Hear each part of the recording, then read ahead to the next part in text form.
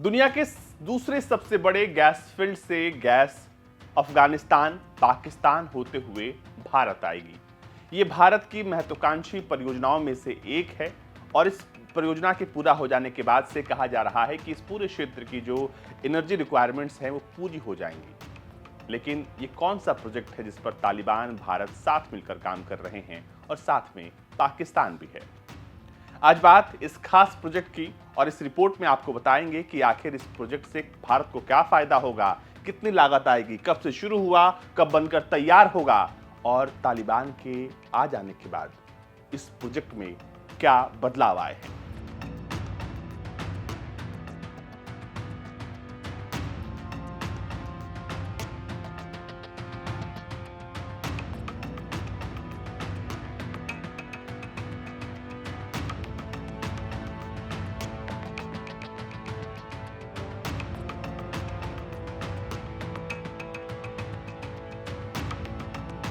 इस खास प्रोजेक्ट का नाम है तापी। तापी का मतलब है टी से तुर्कमेनिस्तान, ए से अफगानिस्तान, पी से पाकिस्तान और आई से इंडिया। तापी प्रोजेक्ट तुर्कमेनिस्तान में दुनिया का दूसरा सबसे बड़ा गैस फील्ड और यहां से होकर एक पूरी पाइपलाइन चलकर भारत आएगी। इस प्रोजेक्ट की चर्चा सालों से हम सुन रहे हैं। साल 2015 से लेकर अब तक तकरीबन 9 साल हो गए हैं, लेकिन अब भी ये प्रोजेक्ट पूरा नहीं हुआ है। अफगानिस्तान में जैसे परिस्थितियां बदली उसके बाद कहा जाने लगा कि अब ये प्रोजेक्ट कभी पूरा नहीं होगा, शायद ये हमेशा ऐसे ही रह जाएगा। लेकिन इस प्रोजेक्ट का भविष्य क्या है और कैसे चीजें बदली हैं, आइए समझते हैं इसको। तापी सेंट्रल एशिया को न केवल भारत से जोड़ेगा बल्कि भारत और पाकिस्तान की जो एनर्जी रिक्वायरमेंट्स हैं उसको भी पूरा करेगा। लेकिन तापी के आ जाने से भारत में बहुत कुछ बदलने वाला है।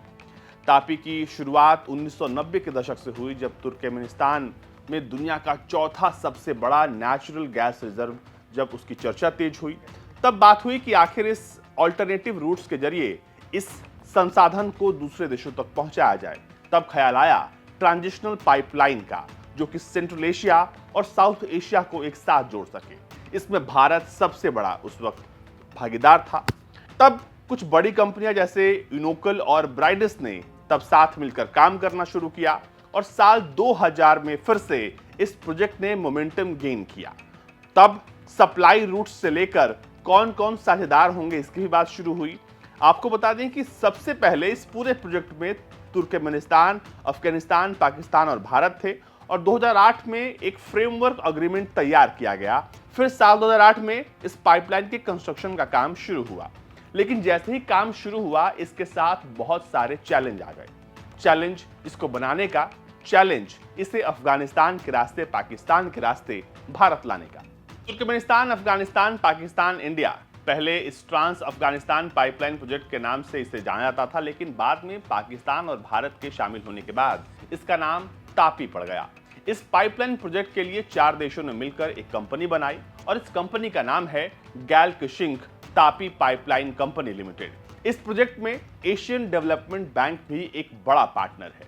लेकिन इस प्रोजेक्ट के तहत तुर्कमेनिस्तान के ग्लाइसिंक गैस फील्ड से गैस की सप्लाई होगी और ये दुनिया की दूसरी सबसे बड़ी गैस फील्ड है। लेकिन सबसे इंपॉर्टेंट सवाल है कि आखिर लेट कैसे हुआ।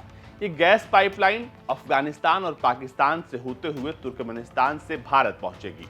तुर्कमेनिस्तान की गैल्किंस्क गैस फील्ड से गैस की सप्लाई होगी और ये पूरी पाइपलाइन 1814 किलोमीटर लंबी है।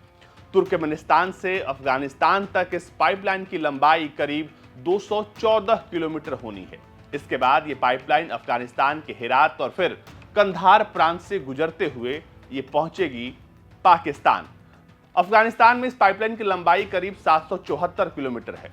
अफगानिस्तान से होते हुए पाइपलाइन पाकिस्तान के क्वेटा और मुल्तान से गुजरेगी और आखिरकार ये पाइपलाइन भारत के पंजाब के फजिल्का शहर तक पहुंचेगी। पाकिस्तान से भारत तक इस पाइपलाइन की लंबाई 826 किलोमीटर होनी है। लेकिन सवाल है कि आखिर कितना खर्च आएगा। इस पाइपलाइन प्रोजेक्ट की अनुमानित लागत 10 अरब डॉलर है और इस प्रोजेक्ट के पूरा होने के बाद गैस के लिए चीन और रूस पर साउथ एशिया की डिपेंडेंसी कम हो जाएगी। इस प्रोजेक्ट के लिए नवंबर 2014 में तापी पाइपलाइन कंपनी बनाई गई थी और इस कंपनी में 85% हिस्सेदारी तुर्कमेनिस्तान की सरकारी कंपनी तुर्कमेन गैस की है। इसके अलावा इस कंपनी में 5-5% की हिस्सेदारी अफगानिस्तान, पाकिस्तान और भारत की है। Afghan gas, interest gas services और gas authority of India and Indian oil इसमें हिस्सेदार हैं। लेकिन सवाल है कि आखिर किसको कितना गैस मिलेगा। एशियन डेवलपमेंट बैंक के मुताबिक इस गैस के खरीदार अफगानिस्तान, पाकिस्तान और भारत होंगे। इन्हें यह गैस तुर्कमेन गैस से मिलेगी। पाइपलाइन के जरिए हर साल 33 अरब क्यूबिक मीटर गैस की सप्लाई होनी है और इसमें 5 अरब क्यूबिक मीटर गैस अफगानिस्तान को मिलेगी, जबकि पाकिस्तान और भारत को 14 अरब क्यूबिक मीटर गैस की सप्लाई होगी। लेकिन फायदा क्या होगा? आप गैस तो कहीं और से भी ले रहे हैं। इस पाइपलाइन गैस प्रोजेक्ट का सबसे बड़ा फायदा यह है कि अफगानिस्तान, पाकिस्तान और भारत की गैस के लिए चीन और रूस पर निर्भरता कम होगी और अब सीधे गैस भारत पहुंचेगा। लागत भी कम आएगी।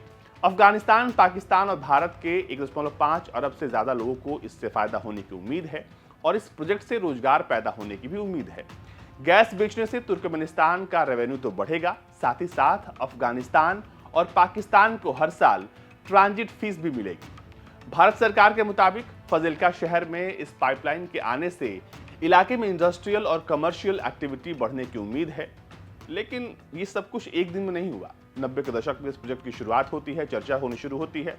तुर्कमेनिस्तान ने अपने गैस भंडार से अफगानिस्तान, पाकिस्तान और भारत को गैस सप्लाई करने का तब प्रस्ताव रखा था।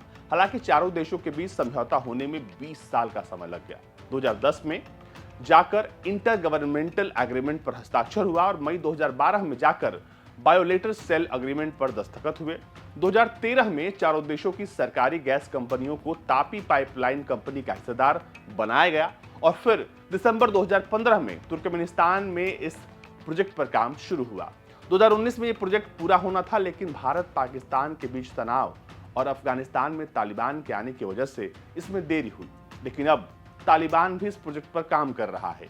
वो भी चाहता है कि इस पाइपलाइन की शुरुआत हो, ताकि न केवल इससे उसकी जरूरतें हैं वो पूरी होंगी, बल्कि उसे ट्रांजिट फीस मिलेगी, जो एक बड़ी रकम होने वाली है और ये अफगानिस्तान की, तालिबान की इकॉनमी को काफी मजबूत करेगी। अगर ये प्रोजेक्ट पूरा हो जाता है बहुत जल्द, तो इससे भारत, पाकिस्तान, अफगानिस्तान तीनों को कैसे फायदा होगा हमने इसको बताया आपको। इसके अलावा ये सभी देश साथ मिलकर काम करेंगे। इस्लामिक अमीरात और अफगानिस्तान ने इसके लिए अपने जो काम है उसको शुरू कर दिया है और उनका मानना है कि एक बार ये शुरू हो जाए तो इससे तकरीबन 12,000 लोगों को तुरंत फायदा होने वाला है, उनको रोजगार मिलेगा।